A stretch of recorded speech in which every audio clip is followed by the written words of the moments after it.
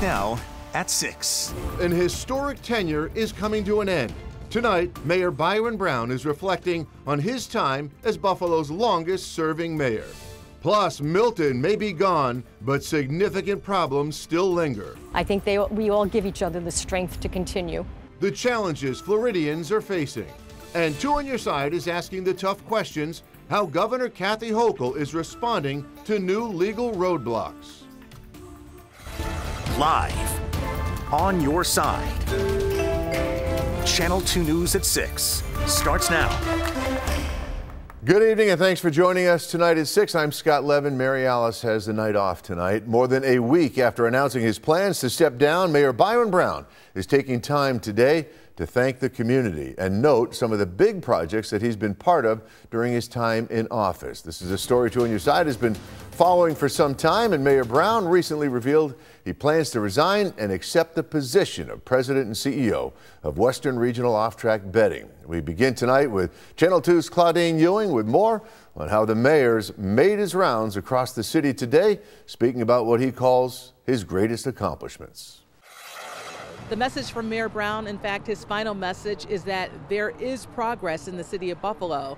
His last stop today was on Jefferson Avenue. The plan is more than $150 million that we have secured to invest on Jefferson Avenue, a health and wellness center at 1507 Jefferson Avenue. The project sponsor is Dr. Gregory Daniel. An investment of almost $2 million. Frederick Douglass Senior Affordable Housing Rehabilitation with an investment of almost $1 million. The site that we're standing on right now is the last city-owned building. This site here is to be developed into 80 affordable housing units, a fine arts center, a restaurant, commercial area, right here on the tip of Jefferson and Best. We hope to secure an additional $10 million through the Downtown Revitalization Initiative for Jefferson Avenue. I asked the mayor, what is his final message to the people of Buffalo? My message is that progress is marching on in the city of Buffalo. We've made a lot of progress, and there is a lot of progress still to be made. On Your Side, on Jefferson Avenue, Claudine Ewing, Channel 2 News. Thank you, Claudine. Of course, this is a topic that is causing an awful lot of conversation tonight within the community. Alyssa Clausell is joining us now. And Alyssa, what are neighbors saying about the mayor's time in office? Well, Scott, a mix of reaction from neighbors on Jefferson Avenue today, but a common thread, wanting to see the vibrancy of the East Side reignited by the city of Buffalo. We're here on Jefferson Avenue. As Mayor Byron Brown makes his final rounds as mayor, community members along Jefferson Avenue are weighing in on his impact. First 12 years I seen him, he was building and it was going real nice, and then all of a sudden it stopped on the east side. He could have did more, but it's always that statement to be said. You know, it's always something negative to say. And where we go from here. I believe that he's left a working arrangement, the groundwork that's been done financially. In Leroy Love's barbershop along Jefferson Avenue, there's conversations about the once thriving avenue. Vibrant. You wouldn't have to go anywhere else. This was it. In the role of not only a mayor, It's up to everybody, but a community to bring the avenue back to life. I've seen them give funding to just about everybody down here that had the business, and the business was open. Elmwood Avenue, Hurdle Avenue. Now this needs to be a part of that growth. And I believe that it can happen. And in this community, members intend to make their voices a part of the decision for Buffalo's next mayor. When we go out and vote, we can have something to say about who runs the town. As Mayor Brown's days in office wind down, many that I spoke to today choosing to look ahead to a possibly new administration. Live and on your side in downtown Buffalo, Alyssa Clausell, Channel 2 News. Alyssa, thank you. And our friends down in Tampa Bay are recovering from a 1-in-a-1,000-year rain event. Hurricane Milton dumped significant rainfall on the area. Take a look at these photos from the Associated Press. Entire neighborhoods are completely submerged. This means a number of people had to be rescued. This is aerial video now of deputies responding to people trapped in their homes. They had to use boats to get to the survivors. Officials in Hillsborough County say that 135 people had to be pulled to safety. Well, days after Milton made landfall, we are taking a look at this historic storm by the numbers. At least 16 people were killed by Milton, and the storm spawned around 12 tornadoes that destroyed homes, trees, and lots of property. More than 2 million people tonight are currently without power in the state of Florida, and it's not clear when it will be restored. According to Fitch Ratings, Milton could end up costing as much as $100 billion in insured losses. Thankfully, no severe weather here in western New York. The fall weather, however, has in fact arrived. Let's check in with Dan Russell. And Dan, how's the weekend shaping up? Well, you know, we went through the month of September with pretty much bonus summer, not wanting to give up. And then just like that, over the last week, fall weather has certainly moved in, and now it's not moving out. Now, today it has been a pleasant day. Of course, we've had sunshine. It's been a milder day, but it's all been thanks to a busy southerly breeze, still gusting at times up around and even a little bit over 40 miles per hour. So it is going to be a breezy evening if you do have any plans, but again, a warm evening at that. 65 still at the airport in Buffalo, 66 currently in Niagara Falls, 69 in Dunkirk. Tonight is going to be a much warmer night, lows around 50. You want to try to check out those northern lights again. All set to stage 4 will be the pick day of the weekend tomorrow before we do get into cool and wet weather, some true fall weather Sunday and into early next week. I'll go over some of that rainy weather detail and a lot more detail coming up here in just a bit. Scott? Dan, thank you. Tonight, we're taking some tough questions straight to Governor Kathy Hochul about the latest roadblock to hit the Kensington Expressway project. It is a plan that she and the state have invested millions of dollars in. 2 Side's Nate Benson has been following the story from day number 1. He joins us along the 33 tonight with the governor's response to this latest legal issue. Nate, what's the governor saying? Yeah, good evening, Scott. It's a bit of a rerun for Governor Hochul. There were legal challenges with the I-81 project in Syracuse, which caused delays for years, and now there are legal challenges with the Kensington Expressway project. But the governor said there's a bit of urgency with getting the Kensington legal challenges all sorted out because so much money is involved. Earlier this week, a judge granted a restraining order in the lawsuit that was filed by community groups. They want a full environmental review of the project, and the state DOT only conducted an environmental assessment, which is far less comprehensive. That restraining order means that no work can begin. The DOT wanted to begin construction of the new Best Street Bridge, which is part of the Kensington project, sometime this fall. In court documents filed Tuesday, the state said that the delays could cost $111,000 per week. This is why it's important for this to move forward. I hope we can overcome the legal challenges. I expect we will. But I also would say that we are not able to sit on this money for a long time. It is dedicated now.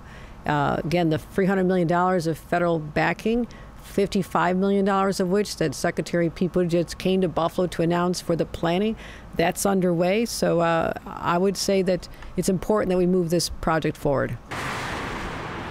The next court date for the Kensington case is October 25th. Now, coming up on Buffalo Nightly News, I'll share reaction from other Buffalo lawmakers about the latest developments in this Kensington project. Live and on your side along the 33, Nate Benson, Channel 2 News. You got it, Nate. Thanks. And again, this is a story that 2 on Your Side has really covered for a number of years now, and legal challenges continue to pile up tonight.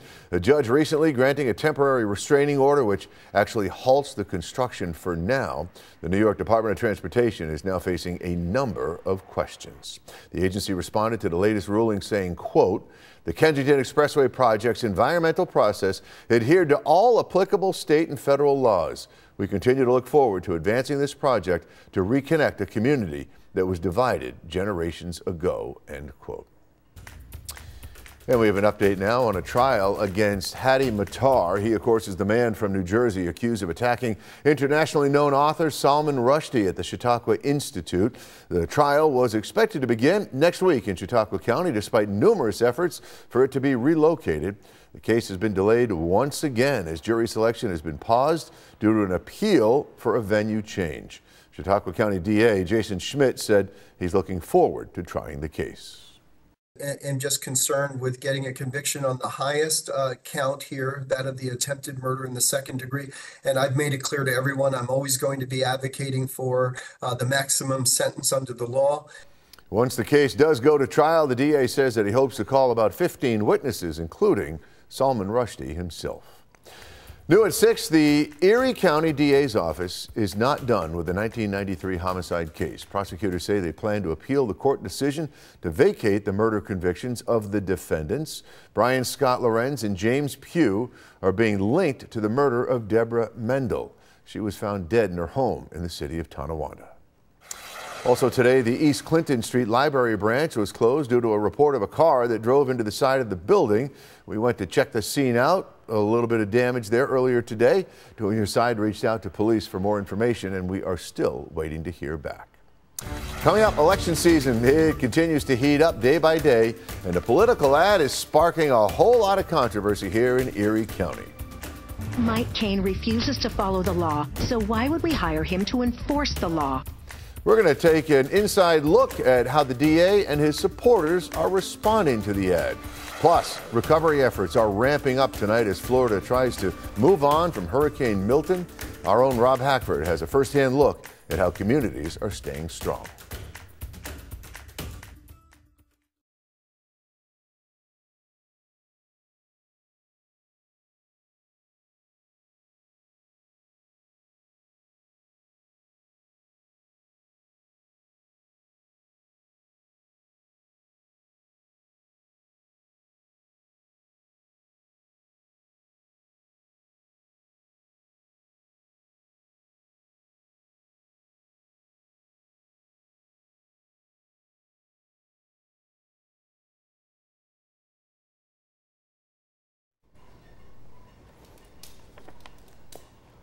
Check 1, 2, 3, 4.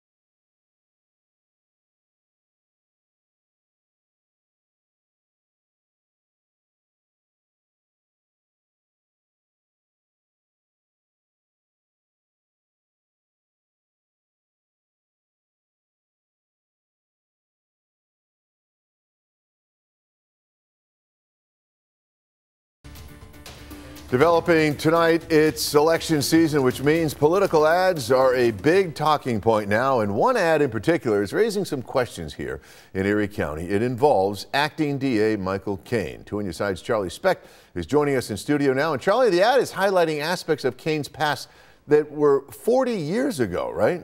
That's right. A 2 On Your Side story that aired last week about Mike Kane has now prompted a political attack ad against the acting Erie County DA. But tonight, Kaine supporters are speaking out against a TV spot they say misrepresents the truth about what really happened 40 years ago.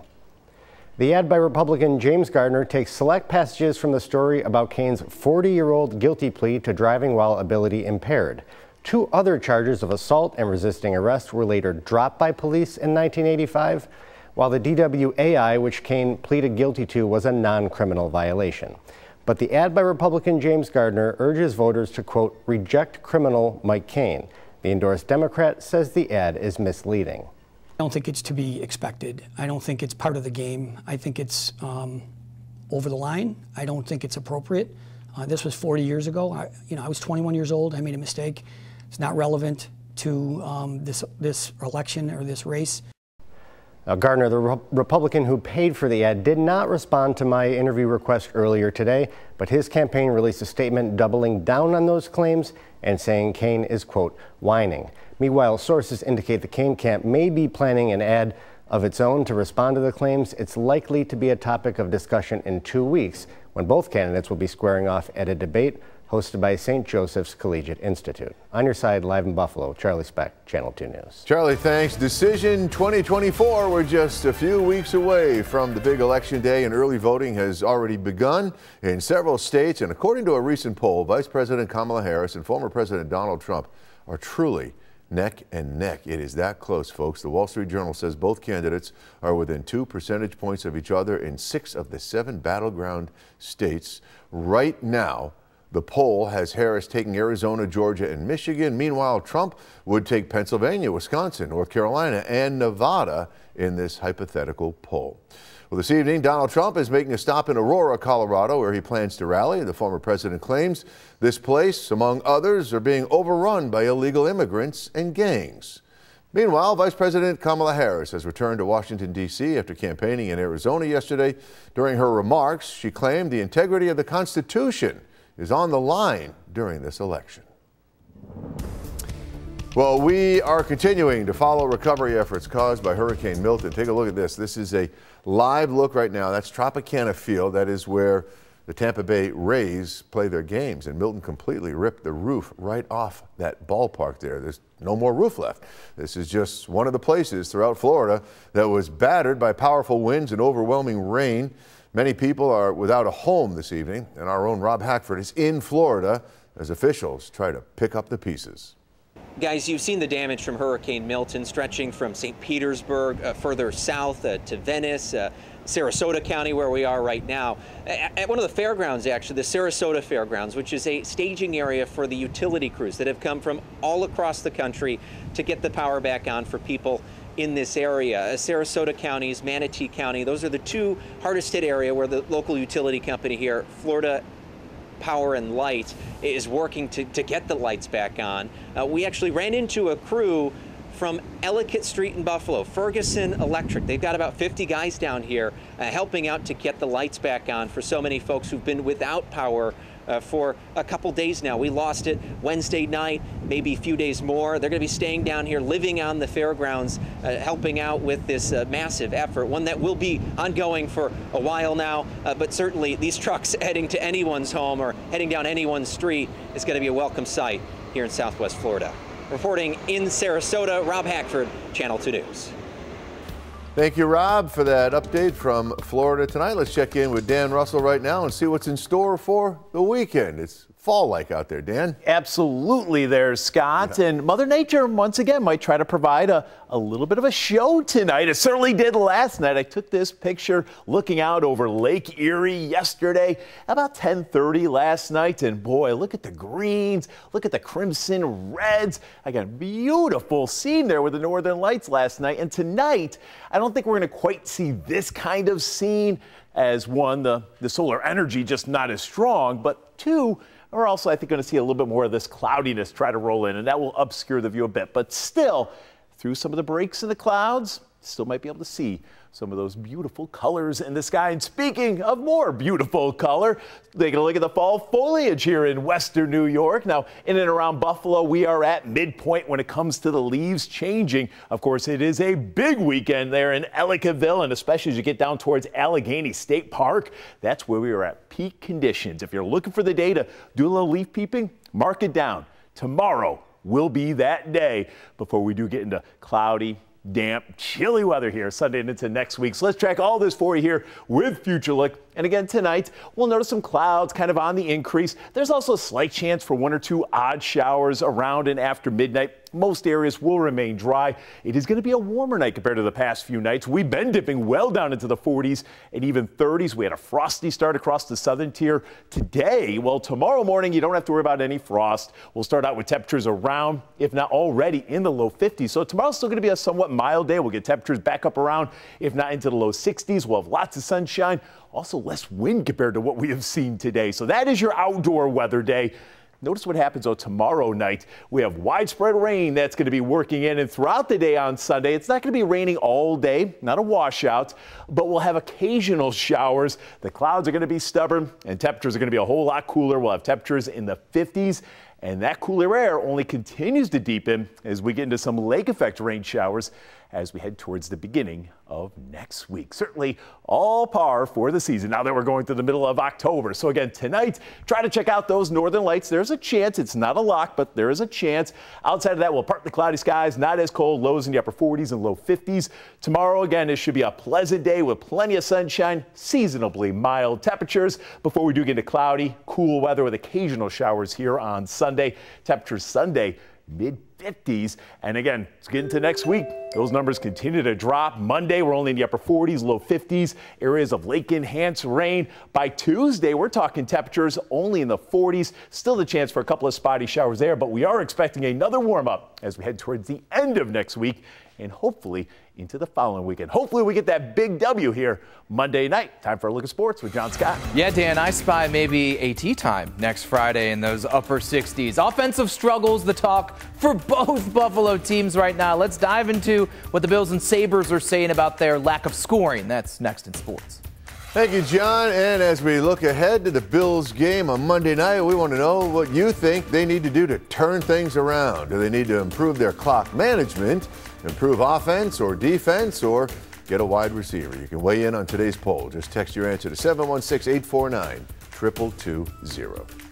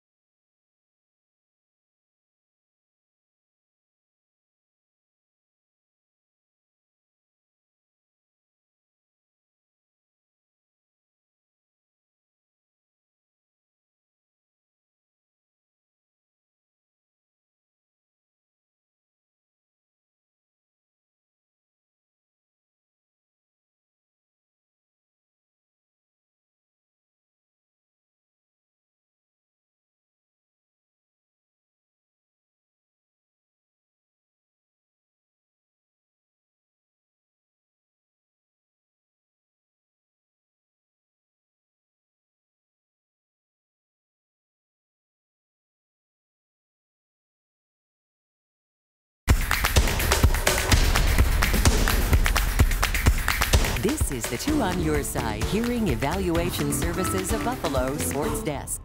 Bills with just a walkthrough today, so their injury report remaining the same as we saw on Thursday. James Cook, Khalil Shakir, Ed Oliver, all still not participating. They're back to their normal day, end of the week routine tomorrow when they will get out their final injury report ahead of Monday Night Football. Now, staying on the injury front, NFL and NFL Players Association putting out a joint statement today saying Josh Allen did indeed go through and clear the league's concussion protocol during Sunday's game against the Texans. Both parties reviewing the reports from the unaffiliated neurotrauma consultant as well as the booth spotters. The conclusion: the required steps were taken as part of the league's protocol. Allen hitting his head hard there in the fourth quarter against the Texans. He ultimately missed just one play, about 2.5 minutes of game time on the game clock. Allen listed on the injury report this week with a left hand and ankle injury. Now, tell me if you've heard this before. Allen and the Bills offense really struggling right now. Yeah, and most of the time that's followed by something about how unproductive the wide receivers have been. So how about, let's talk about the tight ends. We thought the offense was going 12 personnel a lot when they drafted Dalton Kincaid. So how about the idea of Kincaid and Dawson Knox possibly providing a spark? We love Joe. That open line of communication he has with us is great. He asks us what we like, what we don't like. So we'll just continue to evaluate it. You know, I'd love to get 12 personnel going because I know that it's fun playing with him. We can bring us in the box, run the ball, spread us out, get some good matchups. But we'll just see. It's just going to be a week-to-week thing. This week, Bills at the Jets on Monday Night Football, kickoff set for 8:15. Let's start with something positive regarding the Sabres. J.J. Peterka once again practicing. We will find out tomorrow morning whether or not he will return to the lineup that night. Peterka has been out since suffering a concussion in last Saturday's game. Now let's move on to the painful reality of this team. Just 3 games in, 3 total goals, 1 in each of their 3 losses. Last night's home opener showing offensive improvement, tons of great scoring chances you see here, simply stoned by a great goalie performance. Of course, that doesn't make it any easier for a team once again finding themselves in a hole right out the gate to this season. While some of you, rightfully so, might be already hitting that panic button. Same old story we've been seeing. The players, though, they are not. We create a lot, but it doesn't matter if you don't score. So, you know, we just got to continue to do it. Eventually, it will start going in, and the guys will start feeling a little bit more confident with the goal scoring and stuff. So we just got to keep going. We're still three games in. I know we have 0 points, but and we love all those 6 points, but we're not going to be gripping our sticks in here. We're not going to be going downhill like that. We're going to be ready to go come Saturday, and we're going to be getting 2 points. Now, guys, it's good to tuck his confidence in tomorrow night, but boy, quite a challenge. Reigning Stanley Cup champion Florida Panthers coming to KeyBank Center. Puck drop set for 7 o'clock. You got to have confidence, but yeah, absolutely. That's the team that I don't know if I'd be like, yeah, we're going to get 2 points for sure and turn it around. And they're coming off a loss, too. Yeah, they are. I know. All right, thanks, John, and thank you for joining us for Channel 2 News at 6, NBC Nightly News with Lester Holtz next. Then Dan and I will return for Buffalo Nightly News at 7. Then we're all back here at 11. Have a great night. We'll see you then.